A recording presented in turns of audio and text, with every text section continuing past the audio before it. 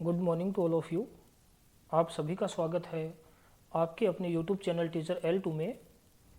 आज हम क्लास 3 अंग्रेजी विषय 2024-25 के कार्यपत्रक संख्या 6 से लेकर 10 तक को हल करने वाले हैं। तो आइए चलते हैं कार्यपत्रक संख्या 1 पर। कुछ ऑब्जेक्ट दिए गए हैं, ऑब्जेक्ट को देखना है, उनके मीनिंग देखने हैं और कौन कौन से ऑब्जेक्ट के का अंतिम लेटर एन है उस पर सही का निशान लगाना है। तो पहला ऑब्जेक्ट है फैन, दूसरा है रेडिश, तीसरा ऑब्जेक्ट है सन, चौथा ऑब्जेक्ट है रेबिट, पांचवा ऑब्जेक्ट है स्पून, छठा है बनाना, सातवां ऑब्जेक्ट है लॉयन, आठवां है टोमेटो, नौवां ऑब्जेक्ट है हैन, दसवां ऑब्जेक्ट है क्वीन, अगला ऑब्जेक्ट है बाइसिकल और अंतिम ऑब्जेक्ट है कैट। तो पहला ऑब्जेक्ट फैन लेटर एन पे ख़त्म हो रहा है तो सही का निशान लगाते हैं। इसी प्रकार आगे चलते हैं। सन, स्पून, लॉयन, हैन और क्वीन। आइए चलते हैं कार्यपत्रक संख्या 7 पर। Recite the rhyme with the help of your teacher. Identify the ending sound in the word man and tell your teacher.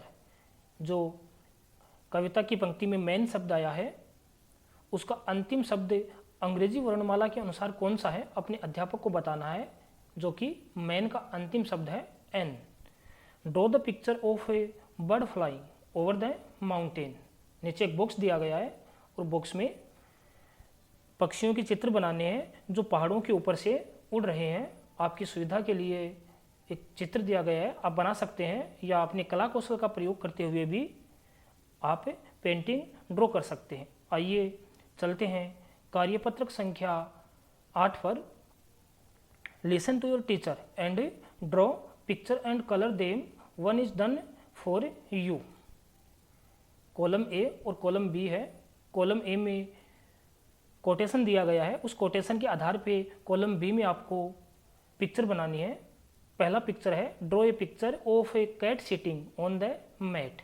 एक बिल्ली का चित्र बनाना है जो मैट पर बैठी हुई है, जो आपके लिए बनाया गया है। दूसरा कोटेशन है draw a picture of A one flower and colour it. एक फूल का चित्र बनाना है। अगला प्रश्न है draw a big tree and colour it green. एक बड़ा सा पेड़ बनाना है और उसमें रंग भरना है। तो आपकी सुविधा के लिए चित्र दिए गए हैं, आप बना सकते हैं। अब चलते हैं कार्यपत्रक संख्या 9 पर। Recognise and underline the given letter in the following words. Column A के अंदर कुछ अंग्रेजी वर्णमाला के वर्ड दिए गए हैं, जैसे कि आई, एन, डब्ल्यू, वाई, ओ, ई, डी, जी, जे और टी। तो पहला शब्द है आई। आगे 4 शब्द दिए गए हैं, उन शब्दों में आई लेटर कहाँ आया है उनके नीचे अंडरलाइन करना है। दूसरा शब्द है एन, तो एन वर्ड को अंडरलाइन करना है। तीसरा शब्द है डब्ल्यू, तो डब्ल्यू वर्ड को अंडरलाइन करना है। चौथा शब्द है वाई, तो वाई शब्द को अंडरलाइन करना है। पांचवा शब्द है ओ को अंडरलाइन किया। छठा शब्द है ई, तो जहाँ पर भी जिन शब्दों में ई आया है उनको अंडरलाइन करना है। अगला है डी, नेक्स्ट है जी, उससे अगला है जे और उससे अगला है टी। अब चलते हैं कार्यपत्रक संख्या 10 पर। Complete the sentence given below by using this and that. This आता है वो पास की वस्तुओं के लिए प्रयोग होता है और दैट का प्रयोग दूर की वस्तुओं के लिए होता है। सेंटेंस नंबर 1 और 2 आपकी सुविधा के लिए करके दिखाए गए हैं। जो एक अंगुली का निशान दिया गया है, तो जो एक बॉय का चित्र है वो अंगुली के निशान से काफ़ी दूर है, तो दैट का प्रयोग किया गया है। और जो दूसरे प्रश्न में बिल्ली का चित्र है वो पास में है, तो दिस का प्रयोग किया गया है। तो इसी प्रकार हमें आगे क्वेश्चन संख्या 3 से लेकर 8 तक को हल करना है। तो क्वेश्चन 3 है दूर दिया गया है, तो दूर के लिए हम जानते हैं कि दैट का प्रयोग करते हैं, तो हमें दैट का प्रयोग करेंगे।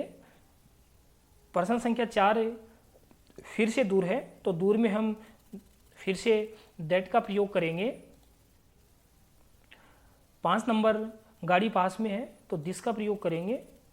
6 में एक जहाज का चित्र है वो पास में है तो पास के लिए दिस का प्रयोग करेंगे। प्रश्न 7 में टेबल है वो काफ़ी दूर है तो दूर के लिए हम जानते हैं दैट का प्रयोग करते हैं। और प्रश्न संख्या 8 है वॉल है, दीवार का चित्र है वो काफ़ी पास में है तो पास के लिए हमें विदित है कि हम दिस का प्रयोग करेंगे। तो इस प्रकार आज के सेशन में हमने कार्यपत्रक संख्या 6 से लेकर 10 तक को हल कर लिया है। अगले सेशन में हम आगे की कार्यपत्रक को हल करना सीखेंगे। आपका बहुत बहुत धन्यवाद।